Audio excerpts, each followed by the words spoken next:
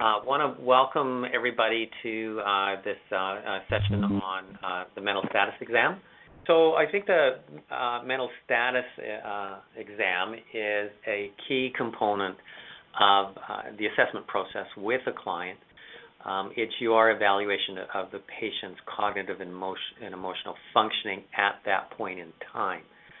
Now, an MSE, it's not the same as the mini mental status exam, which is more of a paper-pencil question-answer process that you do with a client that primarily focuses on cognitive functioning. The mental status exam is really an observational process that when you're conversing with your client, you want to be paying attention to their emotional and cognitive state. And so it's more focused on observation than it is on asking specific questions and evaluating the answers to those questions. So it's something you're doing in the back of your mind as you go through the rest of your assessment. Lots of value in developing this skill set for yourself. Obviously, it's useful in the assessment process, but it's also useful in your own clinical skill, the ability to observe a client and be aware of what is happening to them cognitively and emotionally during the process of any interview. Now, a couple of reference materials here. Obviously, we have a mental status structure in Meditech that many of you as clinicians will be completing. On the left there is a book, The Psychiatric Interview by Carlat, and this has been a book that gets republished quite regularly. It's available in the library, and if any of you want the chapter, a copy of the chapter on the mental status exam, just send me an email, and I'll forward that to the library, and they'll send you a copy. So most of my talk is based on that chapter out of that book. And it goes through many other aspects of the psychiatric assessment, so it's worth having around. I know here in the South Okanagan, we've had sort of copies hanging around for a long time. On the right is a link to some YouTube presentations. Now, I haven't watched all of them, but they're about 20 minutes long, and he's got about 8 of them going through different aspects of the mental status exam. What's nice about his presentation is he's got video clips. So when he talks about flat affect, he'll have a video clip of, I think they're actors, talking in a way that would demonstrate flat affect. So he's got some good, very specific observational examples.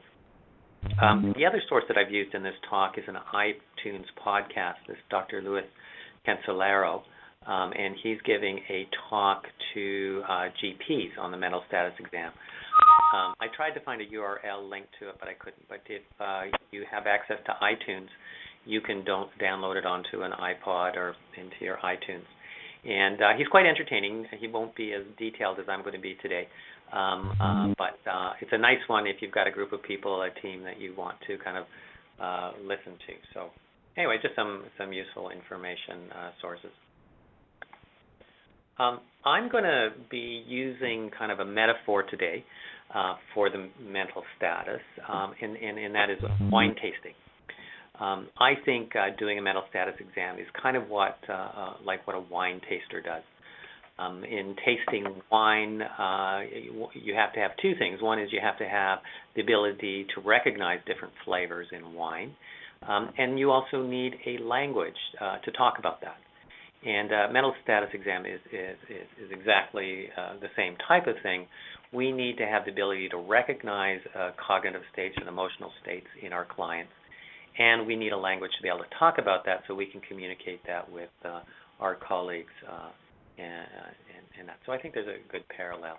And just to kind of accentuate the point, here's a wine tasting wheel, and you can see in it different categories of flavors, and then they break those flavors down into much more specific.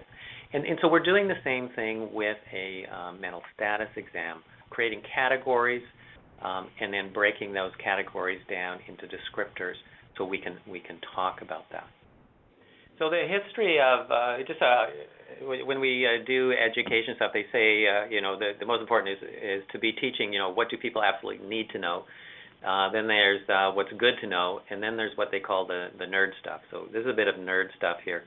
I've tried to track down a little bit of history about the mental status exam, and haven't been too successful at that. But a lot of it traces back to this Carl Jaspers, who was a psychiatrist turned philosopher, and he really pushed for a fuller understanding of clients, and more than just sort of the ability to kind of explain, a phenomena, but to really understand our clients. And he pushed for observation of clients as a key methodology in understanding them. And he put an emphasis on form over content. And so what that means, and this is what we're doing in the mental status, is that we're trying to understand the type of presentation and not just get caught up in the specifics of the words that clients are saying to us. So we might not be, if someone has delusions about space aliens attacking them, we're interested in that as a type of delusion, as a paranoid delusion, as a bizarre form of delusion as opposed to non-bizarre. And so the form of a client's presentation is just as important as the content and the specifics of the words that they say.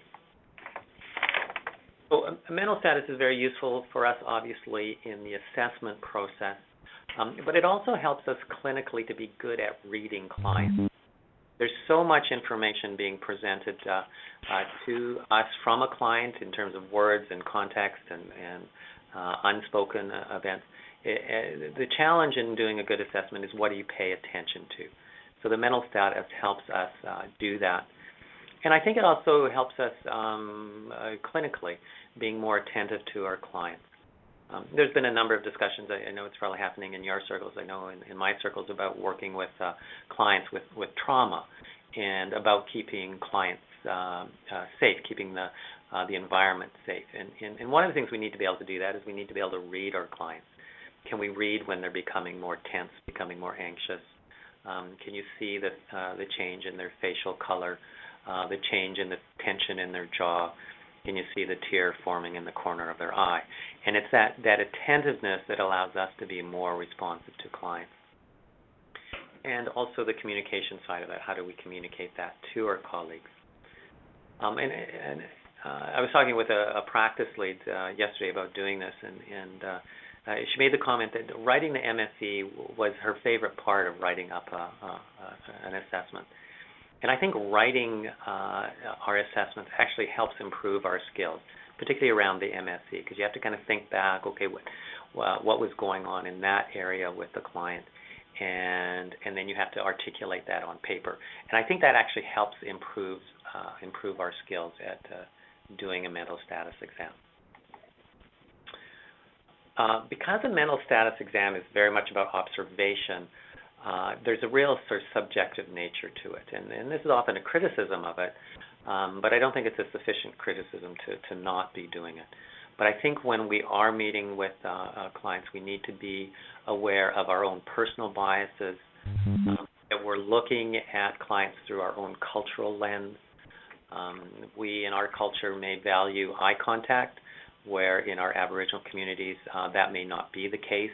Direct eye contact may be a signal of anger, so it may be interpreted differently. We have gender biases, lots of research that talks about how we interpret men and women differently. When I do teaching with students, I sometimes talk about how, give the example of a client that starts to cry. And if a woman starts to cry, how do we interpret that? If a man starts to cry, how do we interpret that? And do we tend to interpret it differently? Social class, many of us come from middle-class educated backgrounds, and we're interpreting the behaviors of individuals who may have spent their whole life living on welfare. And we may have our own personal biases. I once ran into trouble with a client. She would show up in my office wearing her pajamas. And I interpreted this as a sign of personal disorganization, and then I started to encourage her to kind of get dressed. But as you may recall, a number of years back, wearing pajama bottoms was actually kind of a fashionable thing, or I don't know if it was fashionable, but it wasn't uncommon for young people to do that, and I was totally, naive to kind of the fashion of the time. So sometimes we get into trouble because we don't quite understand the context that we're interacting with. So the elements of an MSE, I have several processes, and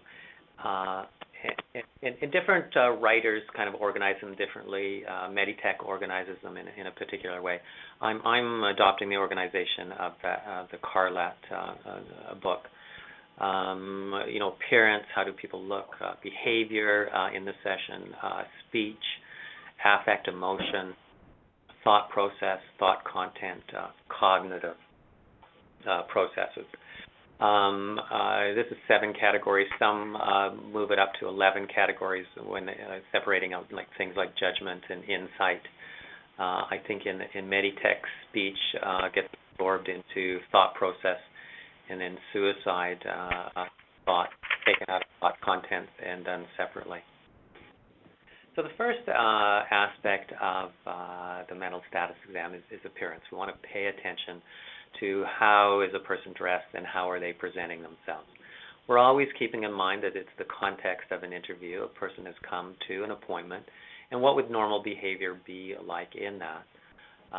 We want to take into their social situation, their income, of course. But do people, organize themselves, dress themselves appropriately? Hygiene becomes important. And we notice things about their self-esteem, who they identify themselves.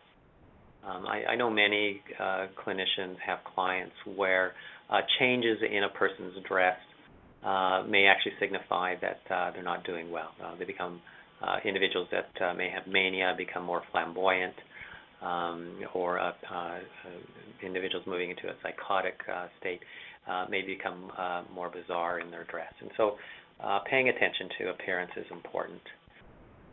Here are some of the categories that are in the Meditech: age, grooming, clothing, build and size. Here's some language kinds of stuff that we can use to describe appearance.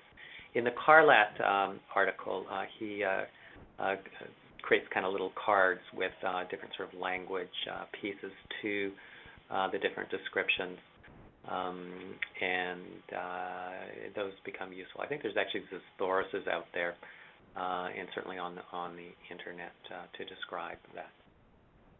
So appearance is important. We don't want to wade too much into that, but it is relevant to a person's sort of mental status. Another key feature in the mental status assessment is behavior. And we're particularly thinking about behavior in the context of the interview. So is a person, in this case, kind of looking kind of aggressive, agitated, resistive? Is there sort of an attitude and a tone to how they're presenting themselves?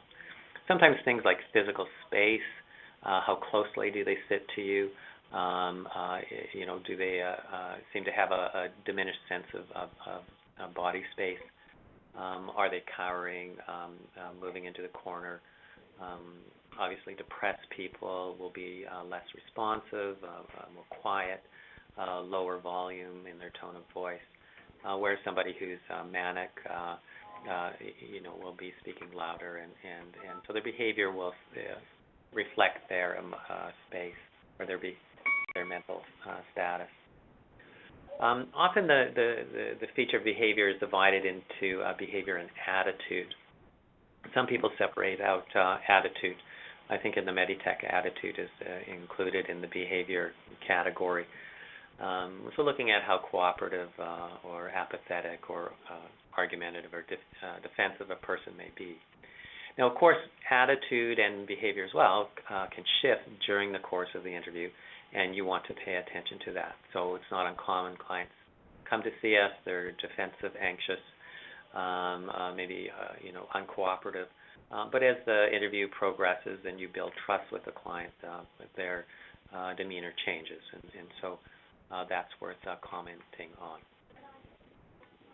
These are the categories used in the Meditech. A little more emphasis on eye contact, motor activity, posture, gait. Another key area in the mental status exam is affect and mood.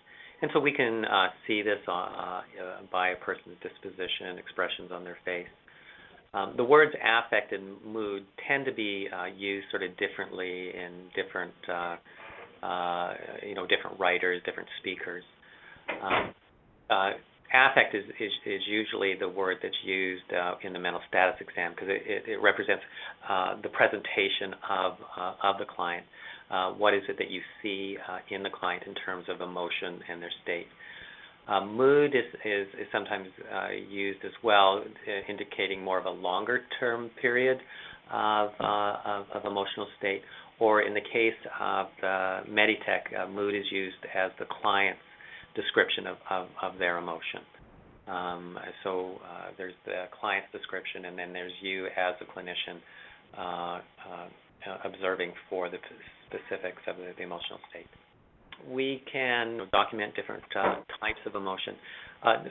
One of the ways to look at affect is there's sort of core emotional states, sort of happy, sad, fearful, and then there's sort of more developed emotional states. And if you think of the emotional development of a child, a baby, first, it's happy and sad, in discomfort, and then as we mature and develop as individuals, our experience of emotion develops and becomes more complex. And similarly, we can bring in sort of more complex language to describe affect. Clinically, this is, of course, important because in most interventions, in dialogues with clients, we want to help clients get to a place where they can articulate their emotional state. And so we also need to have a language by which we can talk about mood and emotion. Another sort of continuum of looking at emotion is the words the dysphoric, euthymic, and so euphoric refers to that elated state that you may see in someone who's manic. A depressed client is often referred to as dysphoric. And then euthymic being kind of an emotional, kind of a normal kind of emotional state. Pat, should I just pause here? Is there anything sort of coming up that I should respond to, or any comments you want to make? No comments on the chat line, but yeah, one of the things I just wanted to talk about, going back to affect.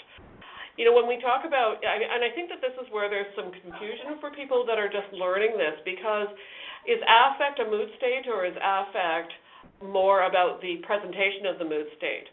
Because, oftentimes we hear words like flat affect and constricted affect.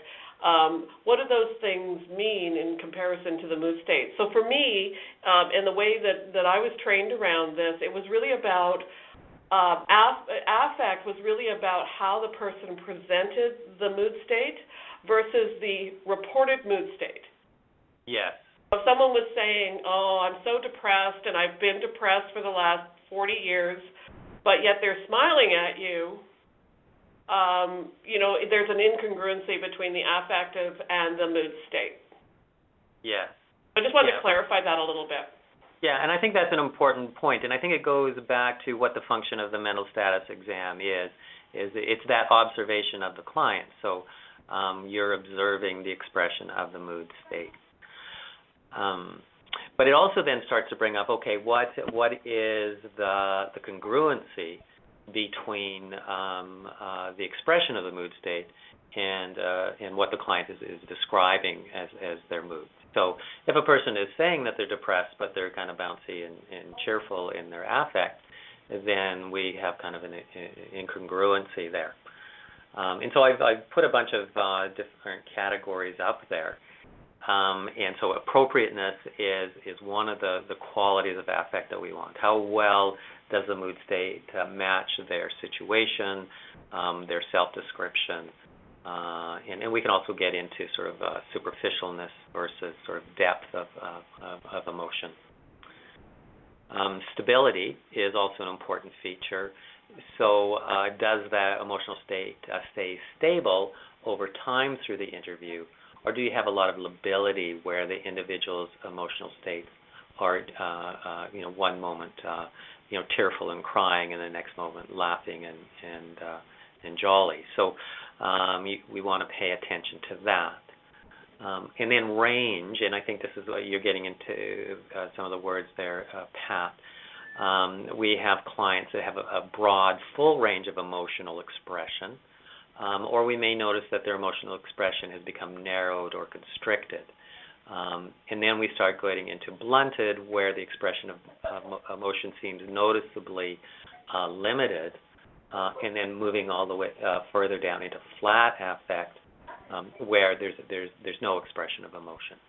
And so we have almost a sort of if you imagine, sort of a continuum going from broad, narrow, and constricted to blunted, and then on to flat. And those are useful words to describe the range of emotion. And many individuals, for example, with schizophrenia or will have that very sort of flat, that blunted and flat affect.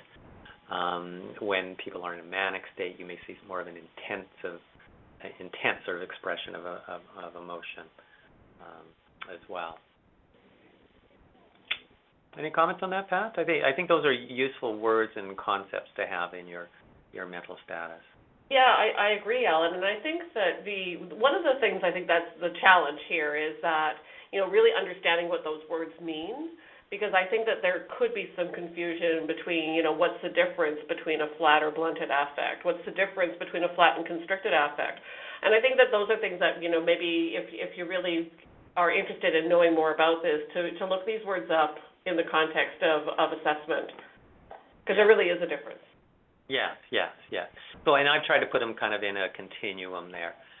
Flat being sort of that non-expressive. Blunted is a form of constricted. Yeah. But good point. And I think in that in the videos that I referred to on the earlier slide as resource material, he talks about a mental status like learning a new language. And so it's really, a lot of it is about learning the words and the meaning of those words. Speech is key. Speech is kind of a doorway into a person's mind, and how people talk. It tells us a lot about how they're organizing their thinking and what's going on for them. Now, again, bias is important to be aware of. If you've ever worked with someone who stutters, you know that individuals who stutter are often assumed to be less intelligent. And so we often make inferences about speech patterns and ways of speaking that may or may not be reflective of a person's emotional state. But it's a key indicator, and as our mental status fluctuates and our emotions and cognitive states fluctuate, it's often reflected in the way that we talk.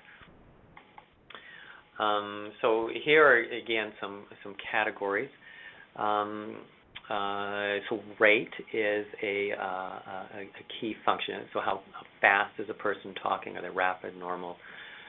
In the Meditech, they give a separate category for pressure. So that refers to individuals. It's almost like there's a sort of a pressure for them to keep talking. If there's any pause in the conversation,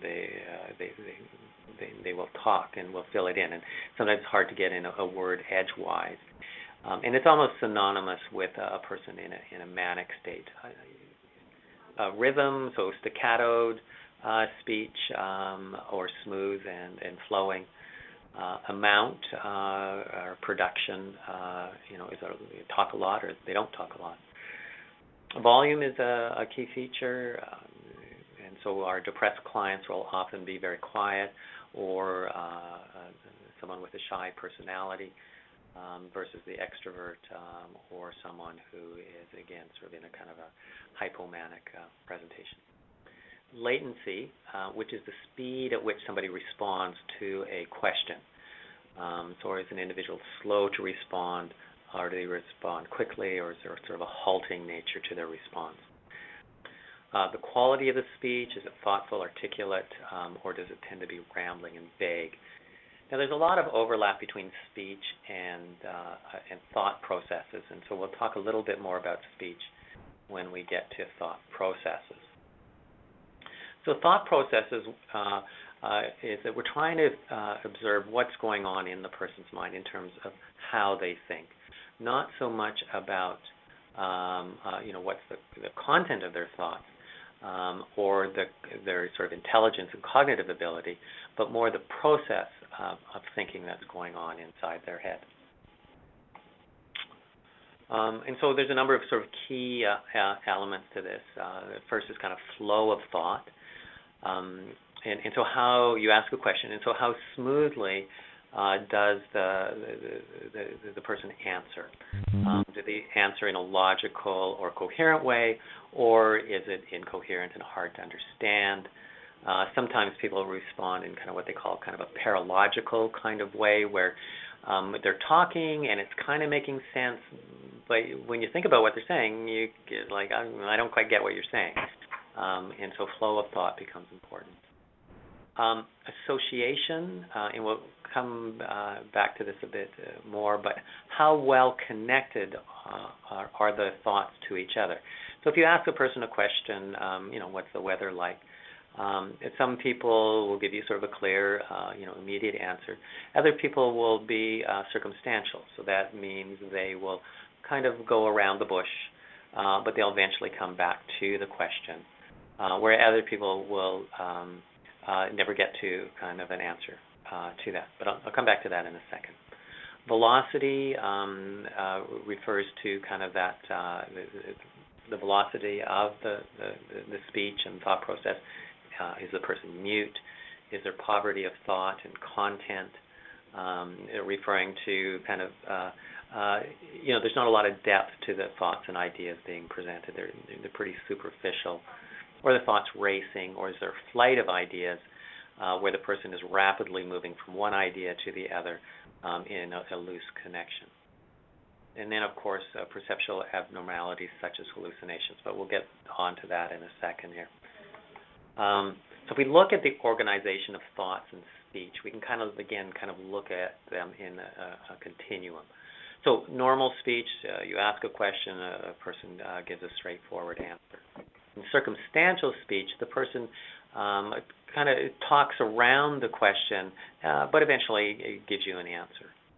In tangential speech, the person talks around the question, but never quite gets to giving you an answer, and so they've gone off on a tangent. So what's the weather like? Ends up talking about needing a raincoat, and talking about holidays in the hot climates. And so there's sort of a logical progression to it, but the point of the initial question gets lost. In loose associations, there's the same kind of tangential progression, but the progression isn't as logical. So you ask about the weather, you end up talking about a coat, needing a new coat, then you end up talking about fashion, and then you end up talking about somebody that you met down the street. And the connection between the ideas is less and less. So the associations between the thoughts are loose. In word salad, it's not just the thoughts and the phrases that the associations are loose, but the connection between the words in the phrases are loose. And so the person may be just speaking random words and make no sense. And that's not uncommon to see in some of our more ill individuals with schizophrenia during an episode of psychosis. And Pat, do you want to add anything on that? No, there was as you were talking and explaining what tangential and loose associations were, there was a question about it, but I just answered it in the chat line. I hope that's okay. Yeah. I was answering it as you were talking and giving the answers. Yeah, great. Okay. Yeah, so tangential goes on and on about the subject, but could be loosely connected to the subject. And loose association, there is little or no connection to the subject. So what we're evaluating is that connectedness that people have in their thoughts. And some of us can be very tangential ourselves, and so it's not necessarily a sign of emotional distress. But the more you become sort of loose in those associations, the more the sign that the person is having some kind of cognitive disturbance going on. Just one more comment. One of the things, just to talk about, when you see people with kind of halted speech, so sometimes there's a lot of reasons for that, right? So people might be actually having some problems with word retrieval rather than just slower processes. So even when people are displaying certain types of presentations around speech, some of them can be neurologically based, and I just want to put that point out there that maybe more assessment might be required around certain areas. Yeah, that's a good point, because some of these, they're kind of like the tip of the iceberg. It's telling you that there's something going on there, and then in your assessment you want to go deeper to find out what that's about. Yeah, the presence of these doesn't indicate what the explanation is. It just says, hey, there's something there to be looked at. Hallucinations, and I think Pat and Cheryl did a presentation on psychotic disorder, so I won't spend a lot of time on it.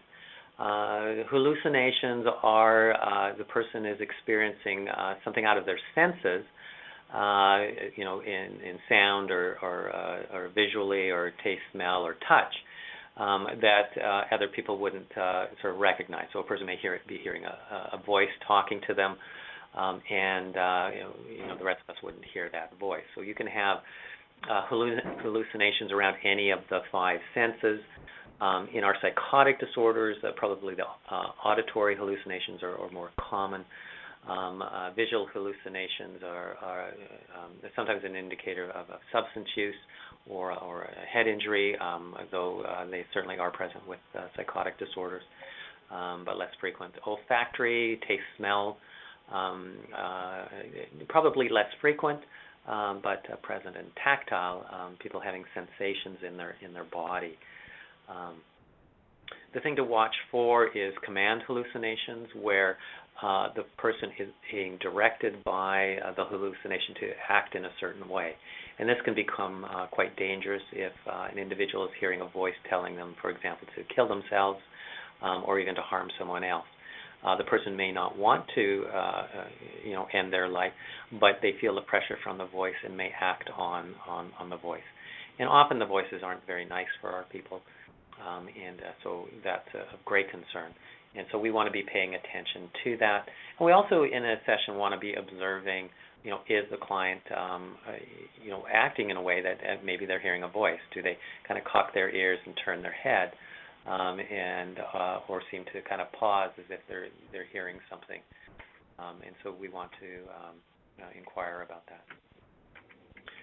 There's other perceptual abnormalities, dissociative states, where people, report that they've kind of disconnected, or they, maybe found themselves in a place and don't know how they got there, all the way to kind of your multiple personality type of presentation.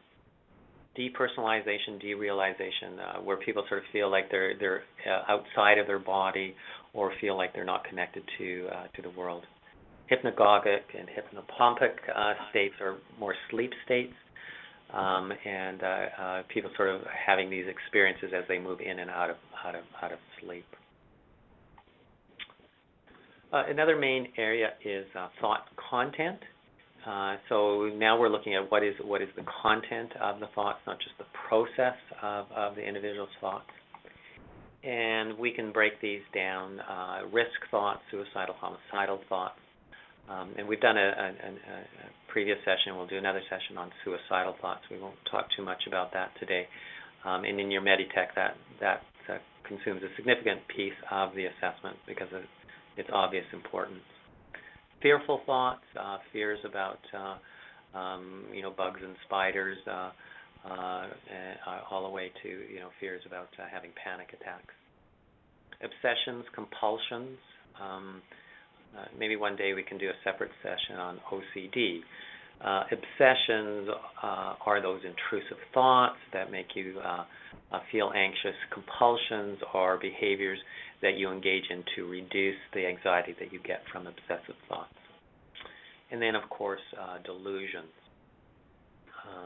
which are fixed beliefs that an individual has that generally other people wouldn't recognize. Many types of delusions, and we don't have time to kind of go into all of them. Grandiosity, where you believe that you're special, you have special friends, you're a friend of the Prime Minister. Persecution is quite common. Delusions of reference, where you feel sort of common, sort of one with that is you'd be listening to the radio and you think the song is specifically written for you, or there's code in the song. Thought broadcasting, people can read your thoughts. Thought insertion, people are putting thoughts into your head, thoughts that you're being controlled. Erotomanic thoughts, where you believe that somebody's in love with you. And of course, if the client believes the therapist is falling in love with them, that can be very awkward. And somatic delusions in the body. Delusions can be bizarre or non-bizarre. So an example of a bizarre delusion would be space aliens are trying to kill me. That'd be an example of a bizarre delusion. An example of a non-bizarre delusion is my neighbor is a member of the Hells Angels, and he's thinking of killing me. There's sort of a feasibility to a non-bizarre delusion. Are the delusions congruent with the person's mood? And then we've got sort of unique cases of where delusions are shared. Delusions can have a variation of intensity from ideas of from sort of being an overvalued idea. I'm listening to the radio, and that song speaks to me. That song was written for me. To that song was specifically written for me. To there's special code in the song, and so you can have different levels of intensity. Cognitive functioning, and we will be doing more about this with Donna Bernoni. She'll be talking about some of the things, particularly as they relate to seniors, but of course cognitive functioning isn't limited to looking at seniors and dementia. We want to look at awareness and how alert is a person, is there delirium going on, their ability to pay attention and concentrate. Sometimes there's sort of assessment tools that you can use for this, asking people to count backwards from 100 by 7 to see how whether they can stay focused. Memory, recent memory, remote memory. We want to gauge their intelligence as an individual, above average intelligence, normal or below average. Again, kind of ballpark figures. Obviously, a more systematic approach needs to be done to rate intelligence. Judgment and insight are important features. Judgment refers to the decision making that a person makes along the way. So what kind of decisions have you made in your life? Do you keep marrying the same kind of fellow and get treated in the same way over and over again? Maybe a sign of poor judgment in selecting a marriage partner. Decisions around work, decisions around finances. Does the person use good judgment, or do they have a pattern of poor judgment? Insight refers to the person's ability to understand that they have a problem and recognize if they have a role in that problem. So the client who says, "Yeah, I've been fired, for my last 50 jobs, and the reason I get fired is because managers nowadays are such idiots." So maybe not a lot of insight into their own role into why they get fired. This one kind of sort of demonstrates some of the categories that are actually in Meditech. Just the visuospatial, that refers to that organization of seeing and coordination. So a common example is the clock drawing. Can a person draw a time, and how are they kind of connecting kind of the spatial relations, which tells us something about their cognitive functioning. Often here the mini mental status is done. So it's good for us as clinicians to have a few kind of tools in our toolkit. Pat, any comments on this or? No, I mean, I think you've covered it pretty thoroughly, and I think there's so again, just to be mindful that there's context for everything. We had a comment about considering multilingualism also when assessing things like speech, but also in terms of interpretation and culture and all of those. There's a lot of other factors that can contribute to people's sort of interpretation of things. That may not necessarily lead you down a diagnostic path. Mindful of that. That's a very good point. And when we're working cross-culturally, we really have to pay attention to a lot of those features. And again, just the other day I saw someone speaking with an Indo-Canadian fellow. There was obviously a language barrier, and the response of the Caucasian person was to raise their voice.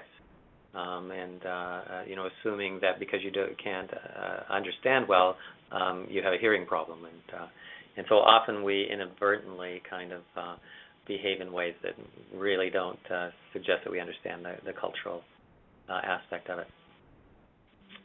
A lot of language things to this, sort of a lot of detailed pieces to learn, so if you're interested in kind of learning more, I would suggest you take a look at some of those things I referred to at the beginning, some of those videos and articles.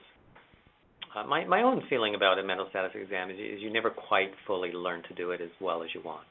You always want to be, it's one of those skills where you just always want to be working at it, developing it, improving your ability to recognize it, recognize different features in your clients, and improving your ability to articulate those features. I don't know if there's anybody on from Hillside, but some of the psychiatrists out there, I've seen some just excellent mental status exams written up on clients.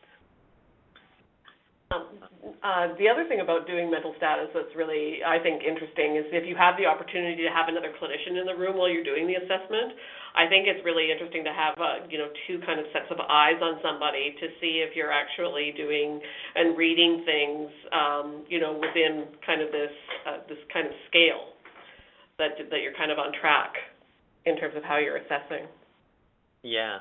And I think that's something we don't do enough of just having, a colleague sit in with us and where we can kind of compare notes.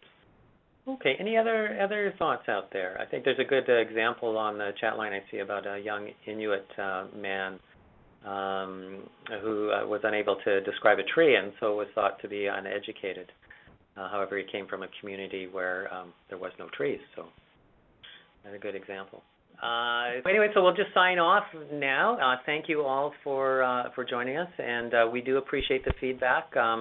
Please feel free to communicate to us your comments and thoughts about these sessions.